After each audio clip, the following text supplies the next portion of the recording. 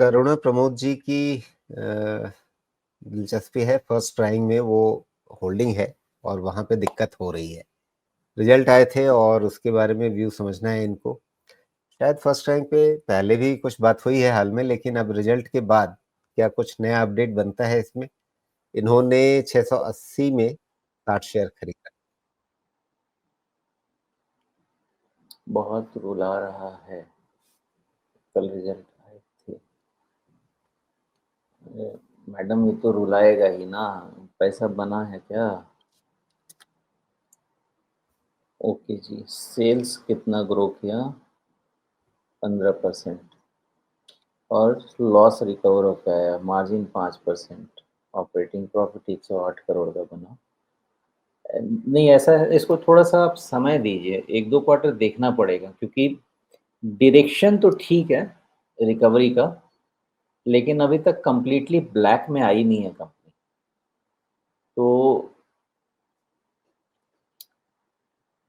Recovery है लेकिन black में नहीं है, तो थोड़ी पिटाई-पुटाई होती होगी इनकी। अब यहाँ पे देखते हैं इनका प्राइस का क्या बिहेवियर। देखिए प्राइस का बिहेवियर ऐसा है कि खराब है, 500 के नीचे तो बिल्कुल ही खराब है। कहाँ रुकेगा पता नहीं है। ये 500 के नीचे जगह कहाँ बनती है, एक अंदाज़ा लगाने की कोशिश करते हैं।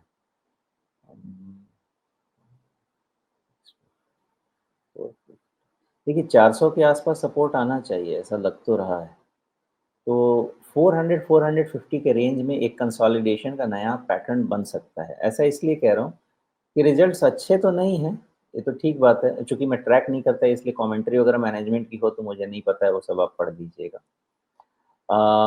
मुझे जो डेटा देख के समझता है वो यही समझता है कि अगर इस तरह का रिकवरी पाथ भी रहा, तो अगर एक बार ये ब्लैक में आ गई है, तो मेबी फिर वहाँ से इनकी एक अच्छी शुरुआत हो सकती है। वो ट्रैजेक्टरी बन सकती है, बिकॉज़ ऐसे कंपनीज़ में क्या होता है ना, पहले कैश बर्न होता है और फिर उसके बाद प्रॉफ़िट में आना शुरू होता है। तो एज़ लॉन्ग एज़ आपको 15-20% का सेल्स मिलता रहे, इनके होप बने रहेंगे। The only problem will be कि वैल्यूएशंस अभी भी एंटरप्राइज़ वैल्यू के हिसाब से तो महँगा ही होगा, एक बारी देख लेते हैं। हाँ, बहुत महँगा है वैल्यूएशन, बाबा! तो वैल्यूएशन बहुत ही एक्सॉर्बिटेंटली हाई है, दैट इज़ द प्रॉब्लम। तो अब यहाँ पे डाइकोटोमी हो गई। डाइकोटोमी क्या हो गई कि अब शशि थरूर से नहीं मिला मैं, मतलब उसको क्या बोलते हैं, अतिशयोक्ति। वो वो हो गई। वो ऐसा है कि रिज़ल्ट में लॉसेस थोड़े रिकवर होते हुए दिख रहे हैं, लेकिन अभी भी आपका वैल्यूएशन बहुत ही ज़्यादा एक्सपेंसिव है। तो अब आप क्या कर सकते हैं, जब तक 500 नहीं निकलेगा तब तक आप किसी तरह की कोई आशा नहीं रखें, ओके? और 400 के आसपास देखें क्या होता है, रुक तो जाना चाहिए वहाँ पे और वहाँ पे फिर इवैल्यूएट कर सकते हैं। 400 पे नहीं रुका तो भी प्रॉब्लम हो सकती है।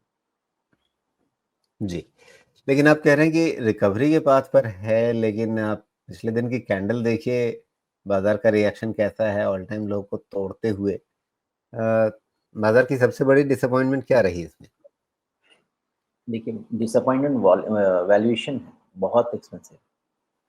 और सेल्स 10-15% का बाज़ार को बहुत खुश नहीं करेगा। इसके लिए आपको सेल्स 20-25% का चाहिए और कम से कम आपका प्रॉफ़िट तो शुरू हो जाए। तो 1 क्वार्टर का और रिज़ल्ट अगर देखेंगे ना, तो थोड़ा बेटर आइडिया लगेगा क्या जो ये लॉस रिडक्शन की ट्रैजेक्टरी है या प्रॉफ़िट में कन्वर्ट होने वाली है। तो कम से कम सेंटिमेंट पॉज़िटिव करेगा और फिर उसके बाद हम वैल्यूएशंस की बात कर सकते हैं। अभी तो बहुत ही खराब है।